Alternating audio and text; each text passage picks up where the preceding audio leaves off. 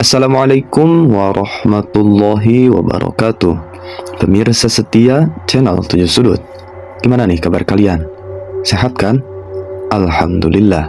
Semoga kita semua senantiasa diberikan perlindungan oleh Allah Subhanahu wa Ta'ala dari segala mara bahaya yang akan maupun nyaris menimpa kita. Kembali lagi di channel 7 Sudut, di mana di channel ini kita akan membahas kisah horor yang tersebar di Nusantara, seperti kisah kali ini. Kisah yang berjudul Kembalinya Aku dari Kabut Kematian. Dan bagi teman-teman yang langsung dengerin cerita ini, saya sarankan dengerin ceritanya part satunya terlebih dahulu yang berjudul Maut di Antara Kabut Gunung Gede. Karena ya biar sinkronisasi aja gitu sesuai alurnya. Ya udah teman-teman, tanpa lama-lama dan basa-basi, ceritanya mulai dari sini.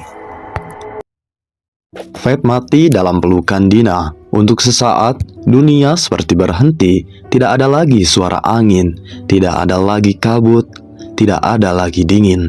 Yang ada hanya gelap. Namun gelap itu tidak seperti tidur. Gelap itu seperti jatuh. Feb merasa dirinya melayang. Tubuhnya ringan, tapi juga hatinya berat. Ia ingin membuka mata, tapi tidak ada kelopak. Ia ingin menggerakkan tangan, tapi tidak ada tangan. Ia hanyalah kesadaran. Dan kesadaran itu kini mendengar sesuatu. Suara Dina, tangis Dina, dan teriakan Dina yang pecah. Feb ingin menjawab bahwa dia ada di sini, tapi suaranya tidak keluar. Yang keluar hanyalah angin. Dan perlahan suara Dina menjauh, menjadi samar, menjadi seperti mimpi yang pelan-pelan hilang. Feb panik. Ia mencoba mengejar Dina, tapi tiba-tiba ada suara lain. Suara yang lebih lembut, lebih tenang, dan lebih menggoda. "Jangan pergi." Feb menoleh, dan di hadapannya kabut membelah seperti tirai. Muncullah seorang perempuan cantik di balik kabut itu. Bukan cantik seperti manusia, namun kecantikannya sangatlah luar biasa. Cantik yang membuat mata ingin menatap lebih lama, tapi juga membuat dada terasa sesak. Kulit wanita itu pucat bersinar, matanya hitam pekat namun indah, bibirnya merah muda, rambutnya panjang seperti malam. Ia mengenakan kain hijau gelap yang berkilau seperti daun basah. Perempuan itu tersenyum. "Akhirnya aku bisa melihatmu dari dekat." Feb terdiam. Kamu siapa?" Perempuan itu melangkah mendekat. Setiap langkahnya tidak menyentuh tanah. Ia melayang namun tetap anggun. "Namaku Zaifah." Feb menelan ludah. Aku seperti pernah mendengar. Seperti nama yang pernah dibisikkan oleh hutan. "Aku sudah melihatmu sejak kamu pertama kali menginjakkan kakimu di jalur gunung ini." Feb terkejut. Kamu ngikutin aku?" Zaifah tersenyum kecil. "Bukan mengikuti, lebih tepatnya menjaga." Feb mengernyit. Menjaga? Aku bahkan gak kenal kamu." Zaifah mengangkat tangan. Kabut di sekitar mereka kini berubah seperti layar, dan Feb melihat dirinya saat ia berjalan sendirian, saat ia menolong Dina, saat ia memeluk Dina untuk menahan tarikan makhluk jahat. Zaifah menatap adegan itu dengan mata sendu. "Kamu manusia aneh." Feb menatapnya. "Hah? Aneh gimana?" Zaifah berkata dengan pelan. "Kamu rela mati untuk orang yang baru kamu kenal." Feb menunduk. Aku cuma gak tega." Zaifah tersenyum. "Itulah yang membuatku jatuh cinta." Kalimat itu membuat Feb membeku. Zaifah melangkah lebih dekat. "Feb, kamu sudah mati." Feb menatapnya dengan tajam. "Aku tahu." Zaifah menatapnya seperti menatap anak kecil. "Kalau kamu ikut jalanmu yang seharusnya, kamu akan pergi, dan aku tidak akan pernah bertemu kamu lagi." Feb mengernyit. "Terus?" Zaifah menatapnya. "Jadi aku mengambilmu." Kabut mulai menutup, dan Feb merasakan dirinya ditarik. Bukan ditarik kasar, tapi ditarik seperti air menarik daun. Pelan, pasti. Saat kabut terbuka lagi, Feb berdiri di tempat yang tidak pernah ia lihat. Langitnya ungu tua, bintang-bintangnya terlalu banyak, pohon-pohonnya tinggi, tapi daun-daunnya bercahaya seperti kunang-kunang. Udara terasa dingin di tempat itu, tapi juga wangi, seperti bunga dan tanah basah. Dan yang paling aneh, di kejauhan ada istana. Istana yang sangat besar, berwarna hitam kehijauan. Atapnya runcing seperti tanduk, pilar-pilarnya sangat tinggi, dan di sekelilingnya ada api biru kecil yang melayang seperti lampu. Feb menatap Zaifa. "Ini di mana?" Zaifa menjawabnya dengan lembut. "Di bawah kabut gunung gede." Feb menelan ludah. Alam jin." Zaifa mengangguk. "Ya." Feb mundur satu langkah. Kenapa aku ada di sini?" Zaifa menatapnya. "Karena kamu belum benar-benar pergi." Feb terdiam. Zaifa melangkah mendekat. "Aku akan membuatmu bahagia di sini, Feb." Feb menggeleng. Tidak, aku harus kembali. Dina butuh aku.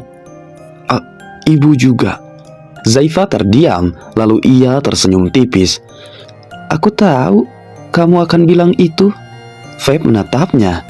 Zaifa mengangkat tangan. Di telapak tangannya muncul cahaya lembut seperti embun. Ia mendekat. Feb ingin mundur, tapi tubuhnya tidak bisa bergerak. Zaifa menyentuh dahi Feb, dan ia berbisik, "Lupakan." Feb membuka mata. Ia tidak tahu kapan ia tertidur. Ia tidak tahu siapa dirinya. Ia tidak tahu kenapa ia ada di tempat itu. Yang ia tahu, ia berada di sebuah kamar yang sangat luas. Kamar dengan dinding batu hitam yang berkilau. Ada jendela besar menghadap hutan yang bercahaya. Dan di dekatnya, Zaifa duduk tersenyum. "Kamu udah bangun?" Feb mengernyit. Kamu siapa?" Zaifa tidak terlihat tersinggung. Ia justru tersenyum lebih hangat. "Aku Zaifa, Mas." Feb menatapnya. Aku siapa?" Zaifa mendekat, dan ia berkata dengan lembut seperti ibu menenangkan anak. "Kamu adalah Febi." Feb mengulang pelan. Febi. Zaifa mengangguk. "Kamu datang ke sini karena kamu tersesat?" Feb mengernyit. Tersesat? Zaifa mengangguk. "Tapi sekarang kamu aman." Feb menatap sekelilingnya dengan aneh, tapi tidak menakutkan. Zaifa menyentuh tangan Feb. Sentuhannya dingin, tapi juga menenangkan. "Mulai hari ini, kamu tidak perlu memikirkan apapun." Feb menatapnya. "Kenapa kamu baik sama aku?" Zaifa menunduk, karena untuk pertama kalinya, Zaifa terlihat seperti perempuan biasa, seperti seorang yang bisa terluka. Aku sendirian." Feb terdiam. Zaifa menatapnya. "Dan kamu satu-satunya manusia yang pernah membuatku merasa aku ingin jadi lembut." Feb tidak mengerti, tapi hatinya entah kenapa terasa hangat. Dan begitulah, hari pertama, hari kedua, dan hari ketiga, Feb hidup di alam jin. Ia berjalan bersama Zaifa di taman istana. Ia melihat makhluk-makhluk aneh yang tunduk pada Zaifa. Ia belajar makan buah yang rasanya seperti madu. Ia melihat air terjun yang mengalir ke atas, bukan ke bawah. Dan setiap hari, Zaifa makin dekat. Zaifa tidak pernah memaksa, tidak pernah marah. Ia hanya mengisi hari-hari Feb dengan keindahan, dengan tawa, dengan perhatian. Dan perlahan Feb mulai menerima. Ia mulai percaya. Mungkin ini memang hidupnya sekarang. Mungkin ia memang milik Zaifa. Pada hari kelima, Zaifa mengajak Feb ke aula besar istana. Pintu istana terbuka sendiri. Di atasnya duduk sosok lelaki yang tinggi, lebih tinggi dari manusia. Bahunya lebar, matanya tajam seperti pedang. Wajahnya tenang, tapi aura kekuasaannya membuat ruangan terasa berat. Ia mengenakan jubah hitam pekat. Di belakangnya berdiri para pengawal, makhluk-makhluk dengan mata merah. Zaifa menunduk hormat. Feb mengikuti walaupun ia bingung. Zaifa berkata, "Ayah." Sosok itu menatap Feb. Tatapannya menembus seolah bisa melihat sampai ke jiwa. "Jadi ini manusia itu." Zaifah mengangguk. Raja itu berdiri, langkahnya pelan, tapi langkahnya seperti membuat lantai istana itu bergetar. Ia berhenti di depan Feb. "Namamu Feb?" Feb mengangguk. Raja itu menatapnya dengan lama. "Manusia lemah." Zaifah menegang, tapi raja itu melanjutkan, "Namun kau punya sesuatu yang jarang." Feb menelan ludah. Apa itu?" Raja itu menatapnya. "Keberanianmu." Zaifah tersenyum kecil. Raja itu menatap putrinya, kemudian ia berbicara kepada putrinya bahwa ia ingin berbicara empat mata. Tak lama raja dan putri itu memasuki satu ruangan, dan entah apa yang terjadi, Feb hanya melihat sekeliling ruangan itu, ruangan yang terasa megah dan indah. Sementara dari sudut pandang Zaifah, saat ia mengobrol dengan ayahnya, Raja Jin itu menatap putrinya. Kemudian ia bertanya dengan nada yang sedikit tegas, "Zaifah, apa kau mengambil ruh manusia?" Zaifah menunduk. Aku mencintainya, ayah." Raja Jin itu terdiam, lalu berkata dengan tegas, "Cinta bukanlah alasan untuk merusak aturan." Zaifah mengangkat wajahnya. Ayah, aku tidak pernah minta apapun. Seumur hidup, aku hanya ingin jadi putri yang patuh." Raja itu menatap putrinya, hening. Akhirnya raja berkata, "Kalau kau ingin dia, maka kau harus bersiap dengan konsekuensinya." Zaifah mengangguk. Aku siap, ayah." Setelah perbincangan itu, mereka berdua pun kembali mendatangi Feb. Kemudian raja itu menatap Feb. "Dan kau, manusia, kau akan tinggal di sini sampai aku sendiri yang akan memutuskan." Feb ingin protes, tapi entah kenapa ia tidak merasa perlu. Ia hanya ingin melihat Zaifah dan merasa Zaifah adalah satu-satunya yang ia punya. Sementara itu, di dunia manusia, rumah kecil Feb dipenuhi duka. Jasad yang dibawa pulang oleh Dina sudah dimakamkan. Orang-orang datang mendoakan, menangis, lalu pulang seperti biasa. Tapi ada satu orang yang tidak bisa pulang dari dukanya. Ya, ibunya Feb. Ibunya Feb bernama Zainab. Perempuan tua itu duduk di dekat makam dengan mukena putih, dengan tasbih, dengan mata sembab tapi wajahnya yang tenang. Dengan mata yang sembab tapi wajahnya tenang, Zainab tidak meraung, tidak menjerit, ia tidak menyalahkan siapapun. Ia hanya berdoa, "Ya Allah, kalau memang benar anakku sudah kau panggil, jadikan dia tenang, jadikan kuburnya taman. Tapi kalau masih ada sesuatu yang menahannya, tolong pulangkan dia." Malam demi malam, Zainab tidak pernah berhenti. Orang-orang berkata, lihat deh, itu kan ibunya Feb ya, ibu Zainab. Lihat deh, ikhlas banget tahu." Padahal ibu Zainab tidak ikhlas, ia hanya percaya, dan keyakinan itu bukan sesuatu yang bisa dilihat orang, tapi bisa mengguncang alam. Pada malam ketujuh di alam jin, Feb berjalan sendirian.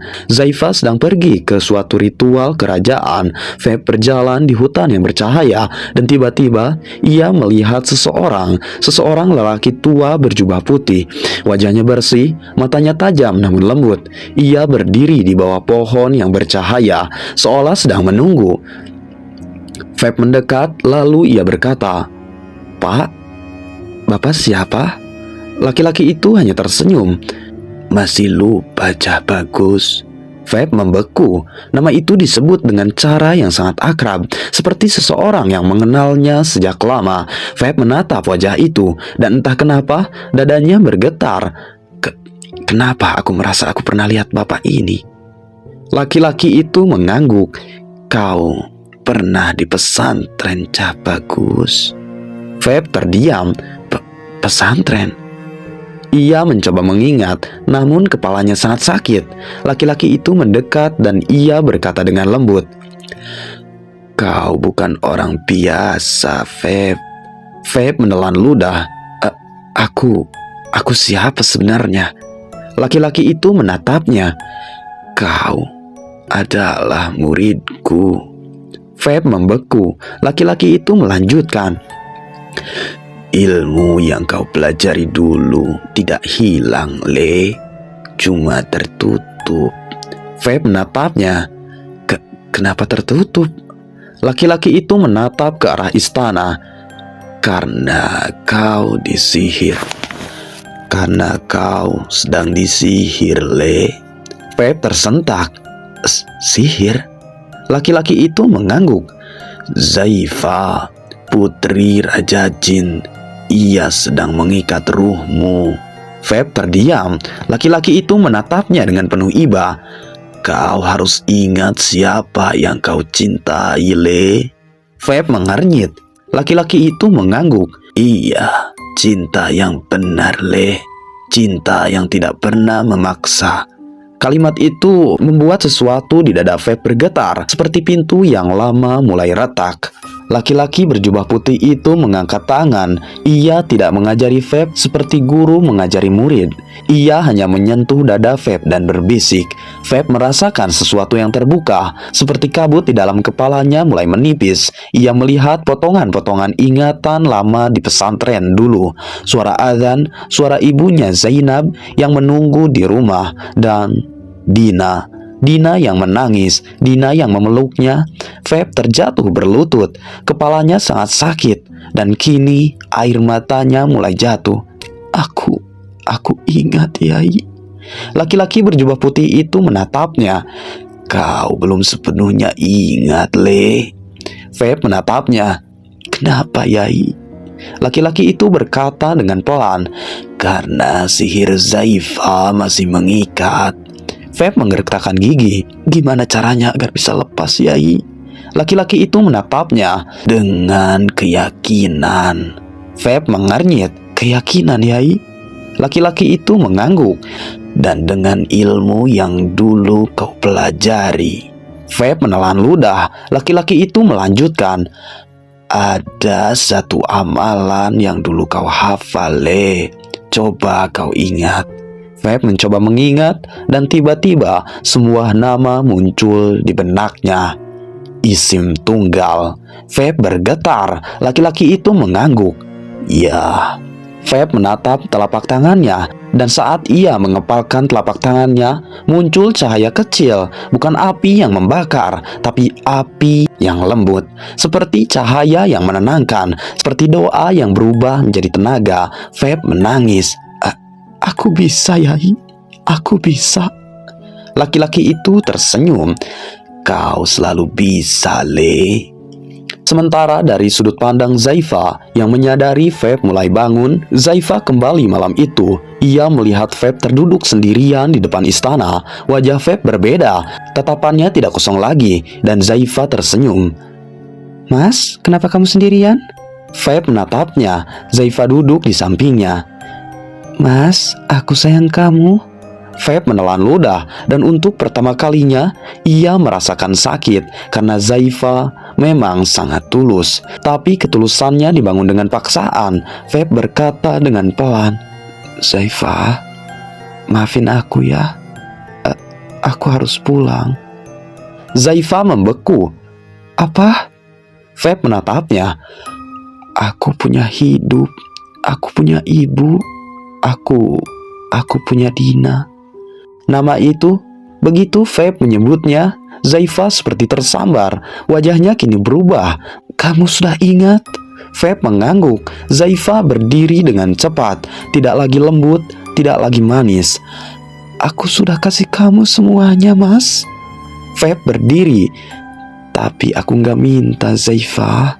Zaifa menahan napas, air mata turun dari matanya, dan ia berkata dengan lirih, Aku cuma mau dicintai. Apa salah? Feb terdiam. Zaifa menatapnya. Aku putri raja. Semua tunduk padaku. Tapi gak ada yang bisa memeluk aku dengan tulus. Feb menunduk. Zaifa melangkah mendekat. Jadi aku mengambilmu. Zaifa menatapnya dan berkata dengan lirih namun juga sedih, dan berkata dengan nada yang sangat lirih, Aku putri raja, semua tunduk padaku, tapi gak ada yang bisa memeluk aku dengan tulus. Feb menunduk. Zaifa melangkah mendekat. Jadi aku mengambil kamu. Feb menghela napas. Zaifa, cinta itu bukan mengambil. Zaifa, cinta itu bukan mengambil seharusnya. Zaifa menatapnya dengan tajam. Kalau kamu pergi, aku akan hancur. Feb menatapnya. Maaf. Zaifa gemetar dan saat itu ia berbalik menuju istana, menuju ayahnya, menuju kekuasaan, dan menuju perang. Setelah mengetahui bahwa Feb tersadar dan ia kabur, Raja Jin yang bernama Rambaswara duduk di singgasananya. Zaifa berdiri di depannya, wajahnya tidak lagi lembut. Ia seperti badai. Ayah, Rambaswara menatapnya. Zaifa berkata tegas. Dia mau pergi, ayah. Rambaswara terdiam, lalu berkata dengan pelan. Sudah kuduga. Zaifa menatap ayahnya. Aku tidak mau kehilangan dia, ayah. Rambaswara menghela napas. Manusia tidak bisa dimiliki selamanya. Zaifa menatapnya dengan mata merah. Tapi aku putrimu, ayah. Rambaswara menatapnya dengan tajam. Dan kau adalah kehormatan kerajaan. Zaifa menunduk. Tolong, ayah. Tolong. Aku mencintainya. Rambaswara terdiam lama, lalu akhirnya ia berkata, panggil Panglima. Pintu aula terbuka, masuk sosok besar, wajahnya keras, dan mata yang merah menyala, tanduk kecil di dahinya, baju zirah hitam, dan ia menunduk. Tuanku, Rambaswara berkata, bawa manusia itu kembali. Panglima itu tersenyum dengan senang hati. Zaifa menatap ayahnya. Rambaswara berkata dengan dingin, kalau perlu, patahkan jiwanya. Zaifa mengangguk, tapi di balik matanya ada air mata karena ia sadar ia sedang menghancurkan orang yang ia cintai. Sementara dari sudut pandang Ibu Zainab, di dunia nyata, Zainab bangun sebelum subuh. Ia sholat, ia menangis, ia mengangkat tangan. Ya Allah, kalau anakku masih ada, kalau ruhnya masih terjebak, tolong tarik dia pulang. Dan saat doa itu naik, gunung gede bergemuruh, bukan gempa, bukan longsor, tapi seperti getaran halus. Angin berubah, kabut berputar, dan di alam jin, istana Rambaswara bergetar. Api biru melayang-layang, para pengawal mulai panik. Zaifa menatap langit. Apa itu?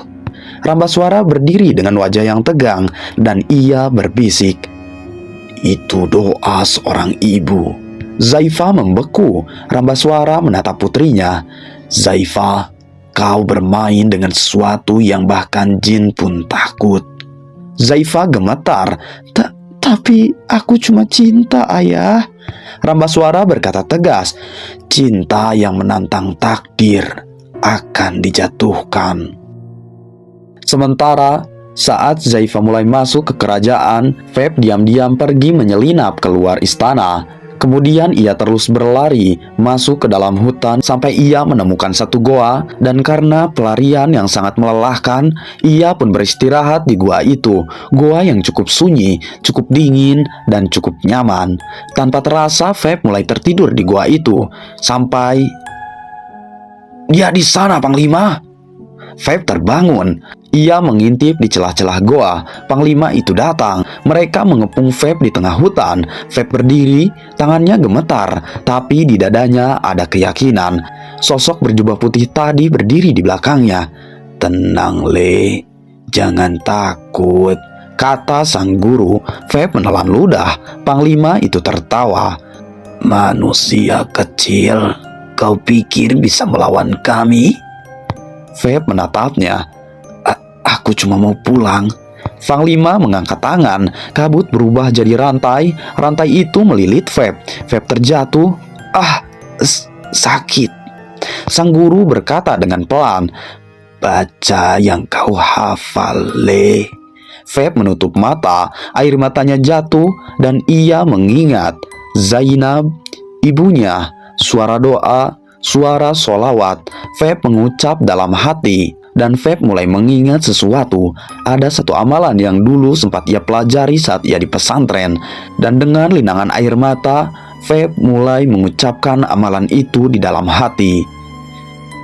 Tak lama saat ia selesai mengucapkan amalan itu, di telapak tangannya muncul cahaya lembut. Api kecil, tenang, lalu Feb meninju ke depan. Namun sayang, tinjunya tidak menyentuh Panglima, tapi udara seketika meledak, cahaya melesat, dan saat cahaya itu mengenai anak buah jin, tubuh itu seperti pecah menjadi serpihan kabut, berantakan, hilang, dan pasukan mulai mundur. Panglima terkejut. Apa itu? Feb menatap tangannya. Ini yang dulu aku lupa. Sang guru mengangguk. Hijabmu terbuka, Le. Panglima mengaum. Ia menyerang, Feb menghindar, dan saat pertarungan itu mulai terjadi di tengah kabut, cahaya lembut melawan kegelapan, doa melawan sihir, dan di setiap pukulan, Feb tidak merasa marah, ia hanya ingin pulang. Zaifah melihat semuanya dari kejauhan. Ia melihat Feb bertarung, ia melihat Feb menangis, ia melihat Feb memanggil nama Dina, dan Zaifah jatuh berlutut. Kenapa dia nggak bisa milih aku? Rambaswara datang, berdiri di belakang putrinya. Zaifah menatap ayahnya. Ayah, apa aku salah? Rambaswara terdiam, lalu ia berkata dengan pelan, kau tidak salah karena mencintai putriku. Zaifah menangis. Kamu bilang aku salah. Rambaswara menghela napas. Kau salah karena kau telah memaksanya, putriku. Zaifah memeluk lututnya. Kalau dia pergi, aku akan sendirian lagi, ayah. Rambaswara menatap putrinya. Kesendirian adalah harga dari kekuasaan, putriku. Zaifah menangis lebih keras. Aku gak bisa. Aku gak mau jadi putri raja lagi. Rambaswara menatap langit. Getaran doa Zainab semakin kuat. Ia berkata dengan pelan, kalau doa itu terus naik, kerajaan ini bisa runtuh. Zaifah menatap ayahnya. Ayah. Rambaswara menatap putrinya. Kau harus melepaskannya. Zaifah gemetar. Aku gak bisa, ya. Rambaswara berkata dengan tegas, kalau kau tidak melepas, aku yang akan melepas. Zaifah menatap Feb dari jauh, dan untuk pertama kalinya, Zaifah memilih sesuatu yang tidak pernah ia pilih. Ia memilih untuk mengalah. Zaifah berjalan ke tempat tubuh Feb disembunyikan. Di dunia manusia, orang mengira Feb sudah dimakamkan, padahal yang dikubur bukan Feb, hanya batang pohon pisang yang disulap, dibuat mirip, dibuat terlihat nyata. Sedangkan jasad asli Feb tertidur di sebuah tempat tersembunyi di Gunung Gede, di antara akar yang besar. Di dalam gua kecil yang tidak terlihat oleh mata manusia, Zaifah berdiri di depan jasad itu. Ia menyentuh wajah Feb yang pucat. Maaf, mas. Maafkan aku. Aku cuma pengen kamu tetap ada. Air matanya jatuh, dan saat itu doa Zainab mengguncang alam jin sekali lagi. Zaifah terjatuh, dan tak lama Rambaswara datang. Akhirnya kau mengerti, putriku. Zaifah menangis. Ayah, aku gak kuat. Rambaswara menatap putrinya. Kau kuat, putriku. Kau kuat, Cah Ayu. Zaifah menggeleng. Tidak, aku cuma takut sendirian, ayah. Rambaswara menatapnya. Dan itulah kelemahanmu. Zaifah memeluk jasad Feb. Ayah, izinkan dia pulang. Rambaswara menatap lama, lalu ia mengangguk. Zaifah memeluk jasad Feb. Ayah, izinkan dia pulang. Rambaswara menatap lama putrinya, lalu ia mengangguk. Baik, ayah. Zaifah menatap ayahnya. Tapi sebelum dia pulang, aku mau dia ingat aku. Rambaswara terdiam. Zaifah berkata pelan. Bukan sebagai penjahat, ayah, tapi sebagai seorang yang pernah mencintai. Rambaswara menatap putrinya, dan untuk pertama kalinya Raja Jin itu berkata dengan sangat lembut, "Zaifa, kau adalah anakku."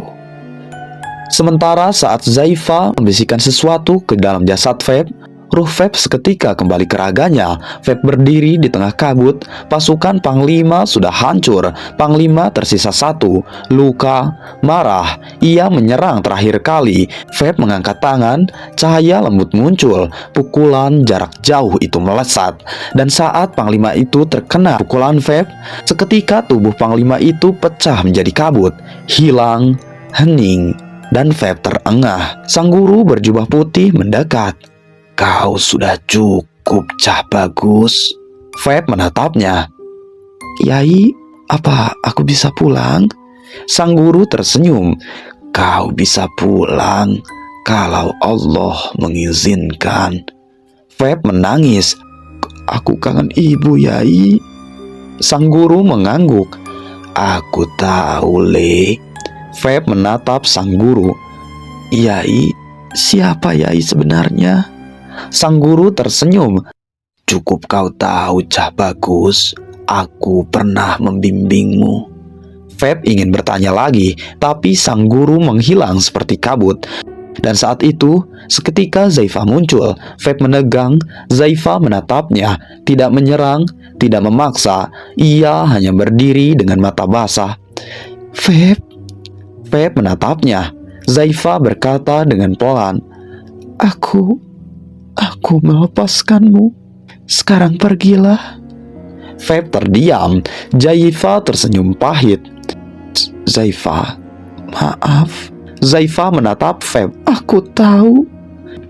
Tapi tolong jangan lupakan aku sepenuhnya." Feb menatapnya. Ia tidak tahu harus jawab apa. Zaifa tersenyum.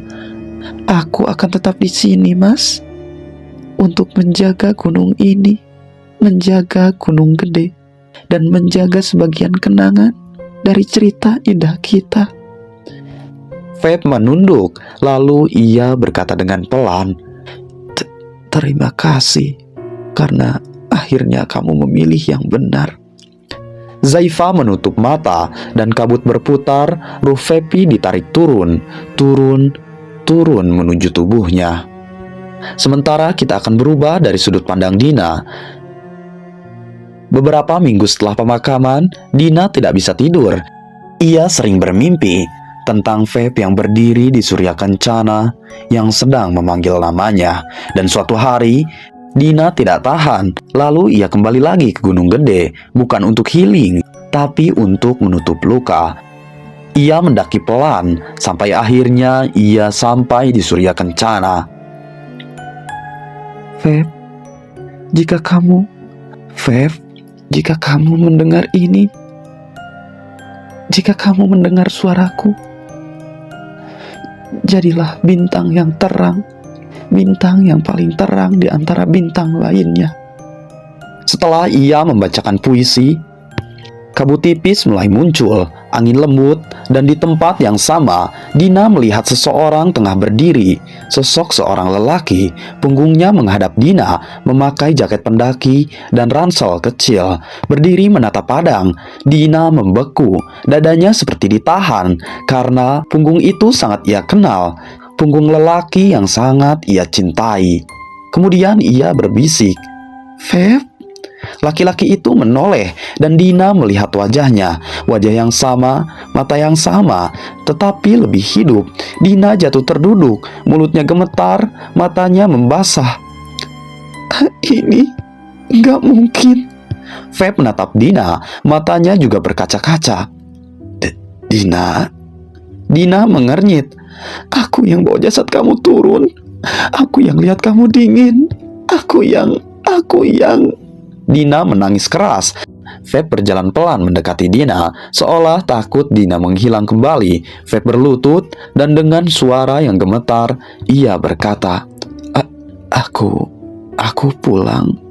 Dina memukul dada Feb. Jangan bohong."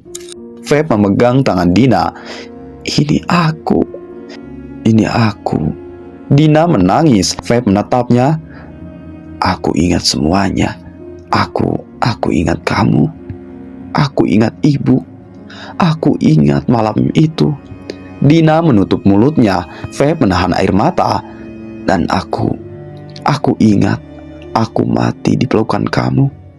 Dina tidak bernapas. Feb membuka jaketnya sedikit. Di dadanya ada bekas seperti goresan yang hitam, seperti bekas sesuatu yang pernah menarik nyawanya. Dina menatap itu, dan Dina percaya.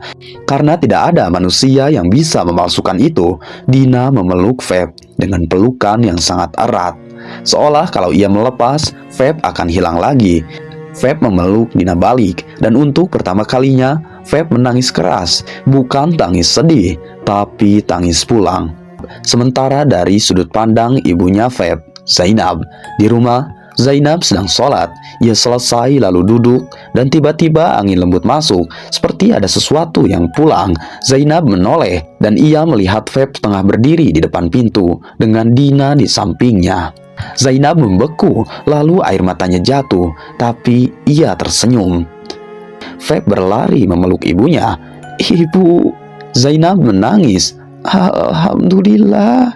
Dina menangis juga. Zainab mengusap kepala Feb seperti dulu, seperti anak kecil. Allah pulangkan kamu, Cah Bagus. Feb menangis. Ibu, doa ibu sampai, Bu. Zainab menatapnya. Doa ibu selalu sampai, Le. Sementara di Gunung Gede, Zaifa tengah berdiri di surya kencana. Sendirian, ia menatap langit. Ia tidak menangis lagi karena ia sudah belajar bahwa cinta yang benar kadang bukan memiliki, tapi merelakan. Rambaswara berdiri di belakang Zaifa. Zaifa menoleh. Rambaswara berkata dengan pelan, "Kau sudah dewasa, putriku." Zaifa tersenyum pahit. "Aku cuma kalah, Ayah." Rambaswara menatapnya. "Tidak, kau justru menang. Kau menang atas dirimu sendiri." Zaifa menatap kabut, dan ia berbisik, "Selamat jalan, laki-laki yang sangat kucintai. Selamat berbahagia. Berbahagialah dengan apa yang telah kamu pilih, dan apa yang telah kamu perjuangkan. Selamat jalan, Febi." Nah, teman-teman, gimana tuh ceritanya? Waduh, sangat membingungkan banget kan ya? Yang dimana sama-sama kita ketahui bahwa yang dikubur itu bukanlah jasad Feb ya. Yang dimana di part 1 itu bagi teman-teman yang belum tahu, jadi part 1 ada videonya, lihat aja ya. Yang dimana Dina mengira bahwa Feb telah meninggal. Bukan hanya Dina, tapi juga ibunya Feb, terus juga teman-temannya, semuanya lah pokoknya. Feb sendiri juga mengira kalau dirinya itu udah meninggal, teman-teman. Jadi biar ceritanya lebih nyambung gitu ya ke part sini. Jadi buat teman-teman yang baru dengerin part ini aja, ini merupakan bagian kedua dari cerita yang sebelumnya, teman-teman. Saya sarankan teman-teman terlebih dahulu simak dulu part yang maut di antara kabut Gunung Gede ini. Kemudian setelah itu baru boleh ke part yang ini, karena nanti ceritanya nyambung ya, teman-teman. Ya udah teman-teman, karena saya batal nemenin Dina buat ngegantiin Feb gitu, karena Febnya hidup lagi. Jadi saya harus mencari yang lain gitu, seperti Dini atau enggak Udin enggak, bercanda, maaf ya. Ya pokoknya gitulah. Ya udah ya teman-teman, saya Feng, host dari channel 7 Sudut, harus segera pamit. Terima kasih buat teman-teman yang udah simak channel ini dari awal sampai akhir, dan simak videonya dari awal sampai akhir. Dan terima kasih banget nih buat teman-teman yang udah like, komen, dan subscribe. Tetap dukung channel 7 Sudut selalu ya, karena satu dukungan dari kalian berupa subscribe atau enggak like atau enggak komen gitu, itu sangat berharga, sangat semangat bagi saya gitu teman-teman ya. Ya udah teman-teman, saya Feng, host Dari channel 7 Sudut, harus segera pamit. Wassalamualaikum warahmatullahi wabarakatuh.